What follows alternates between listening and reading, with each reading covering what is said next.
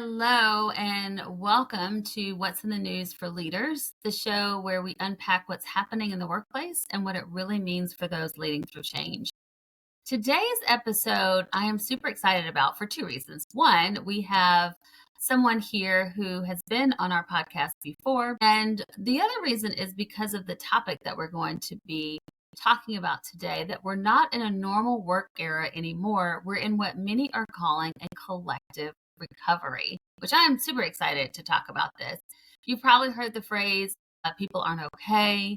And it's true. Some people are just in this state of survival mode, and others are emotionally fatigued. This might be something that you are experiencing right now. And there's even a new term circling around called job hugging. It's not about leaving your job. It's about staying out of fear of change, instability, or burnout. And we are recognizing that people are really craving more. They want more meaning, more stability, and more purpose. So today I have my friend and who's also we've partnered with to do some work with us as well. And so I'm thrilled to dive into this conversation with you, Kamini Wood, who is a human potential coach with 25 from emotional resilience and trauma recovery to leadership mindset and holistic well-being. So we're going to talk about how leaders can recognize this moment for what it is. It's a recovery, and how to lead people back to themselves, not just back to performance. Kamini, thank you so much for joining me to just talk through this, because this has been something that's kind of been weighing on me. I know you and I had a conversation not too long ago about this, so I'm glad we're talking about it. Can you just share with the audience again a little bit about who you are and what you do? Sure. So I am Kamini. I'm based in North Carolina, but I work with people across the world. And I work with people one-to-one to help them create space to understand what is going on with them, right? Understand themselves on a deeper level. Because when we create that self-understanding, we can recognize what's holding us back, whether it be fears, expectations, leaning too far onto external validation. Once we have that understanding, then we can take action to move forward. And that's really what I do, is create that space with my clients to help them move themselves forward personally or professionally. Yes. And I love those words of action to move forward. And the goal today is to give some people some actions to move forward. So I know you've worked with hundreds of people across all different types of industries. When you hear this phrase, collective recovery, what comes up for you? Well, I've been hearing it, I feel like even with my clients, regardless of the industry that they're in, even if they're not currently working, I do feel like we are all in this stage of uncertainty and instability. And so I do feel like as a whole, as a collective, there is an energy that we're dealing with of that uncertainty. And then also trying to step into, how do we collectively recover from this, where we're creating space for more emotional and psychological safety rather than only focusing on performance and transactional based relationships. So, Kamini, what do you think we're really recovering from, or trying to even acknowledge? Because I think that what it seems like is that we're in this state of recovery, or state of being, the busyness and maybe not really being connected as much, but we may not even realize what's happening. I feel like we are seeing people, or the results of people being in what I refer to as survival mode. I feel like most of us have been in this survival. I need to do more. I need to do something else, constantly moving, because the needle's continually moving as well. And that's what I feel is happening now. We're having this emotional burnout, the fatigue, losing sight of our own selves. And that's, I think, what we're really dealing with more than anything else, where you'll hear people say it is like, I want to thrive. I don't just want to survive. That's the catchphrase that seems to be going around. But I think that there's truth to that, is that we've all been in this survival mode for a prolonged period of time. So it sounds like it's almost like we're having an out-of-body experience. We're on the outside of ourselves looking in, and we want to say, snap out of it. Let's stop doing this. But it's hard. It's like we can't do it.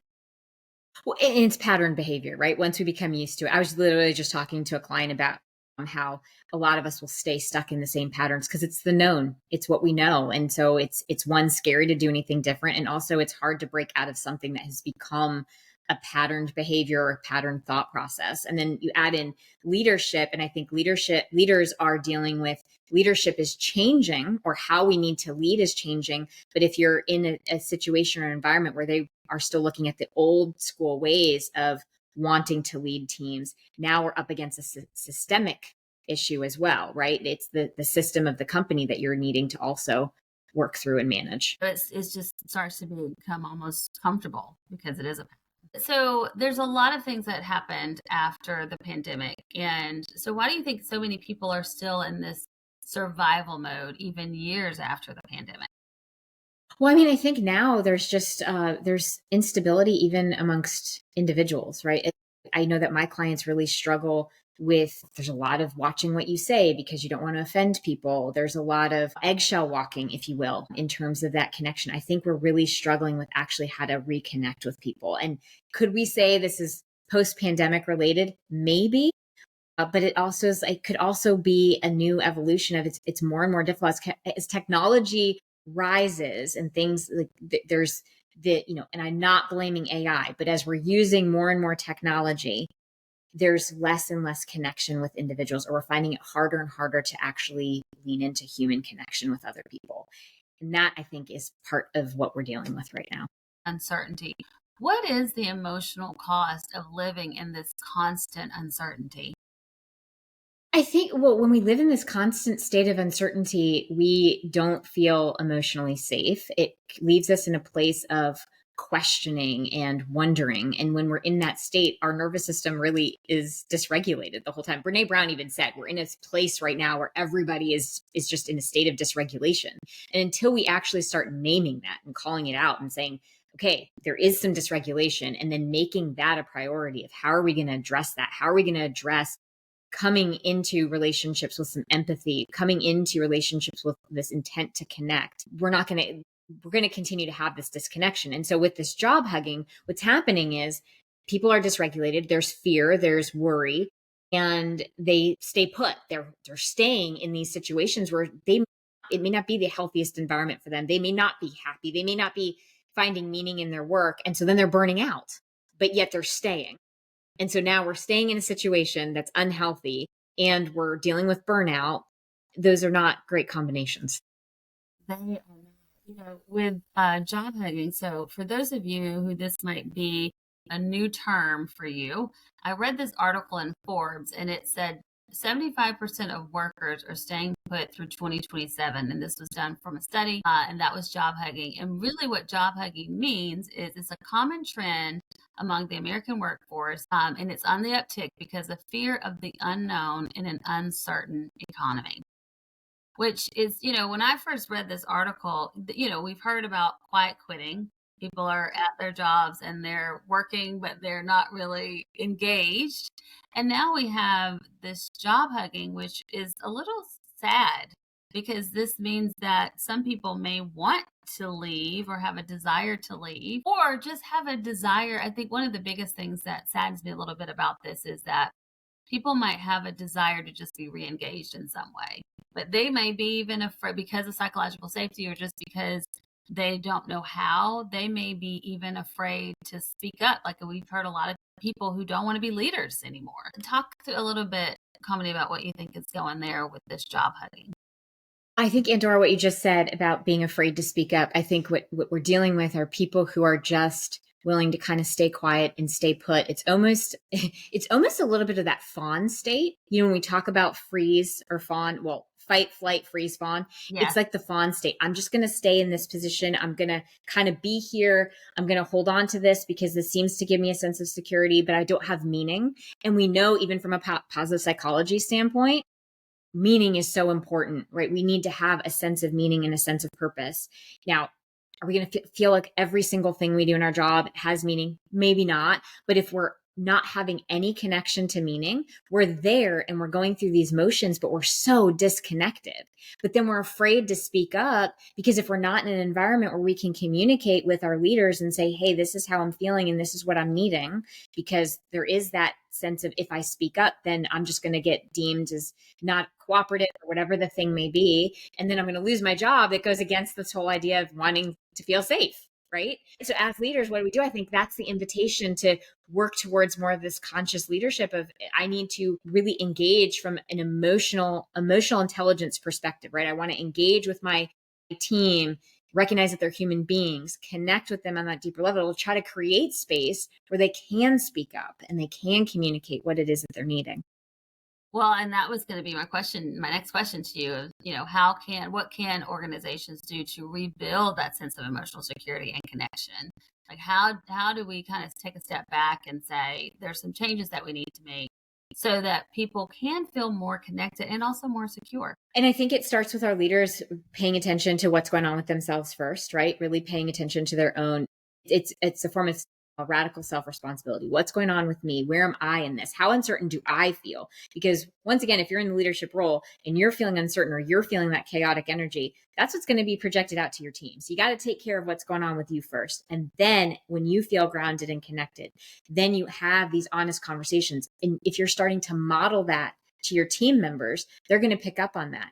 I oftentimes relate parenting to being a leader because they're adults. Yes, they're not our children, but how we show up as a leader, what we model in terms of how we communicate, what we're taking responsibility for, that is how our team members they're going to see that and they're going to be able to react. They're going to pick up on that. I mean, it is a form of co-regulation if you really think about it. If we bring chaotic energy, they're going to feel chaotic. And so really it's almost about kind of going old school and finding time to actually do. And I've had clients say this, especially my executive clients saying, I need to make a point to do more one-on-one meetings with people. And it doesn't have to be in person. It can be using technology. It can be over, Zoom or whatnot, but actually having a conversation in real time with somebody versus just the instant message back and forth.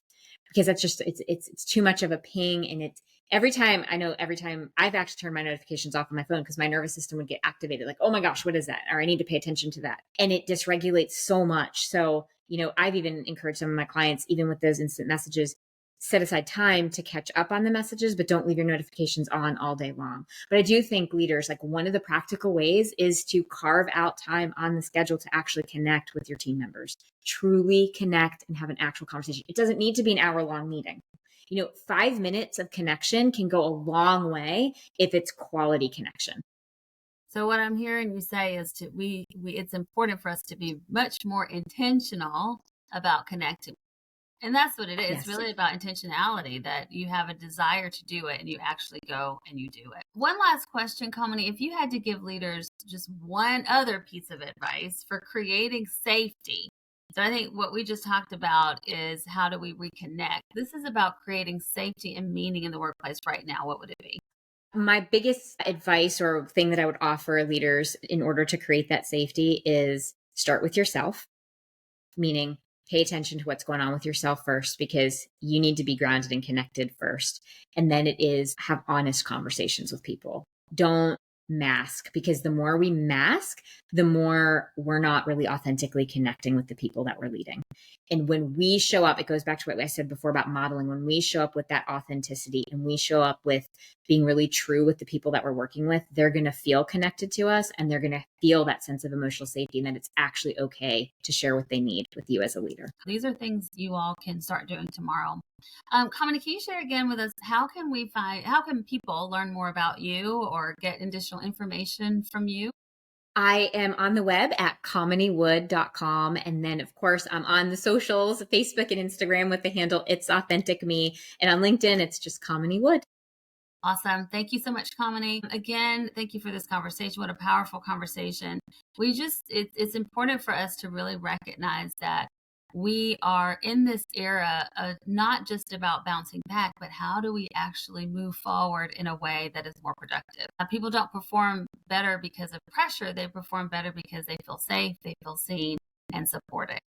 To our listeners, if this episode resonated with you in any way, share it with someone who needs to hear it, because every conversation like this one helps us really build workplaces where people can actually do the things that they need to do and find meaning and also feel reconnected. Again, I'm Endora Hinton, and this has been What's in the News for Leaders. Until next time, lead with heart, listen deeply, and keep leading forward. Thank you all so much for joining.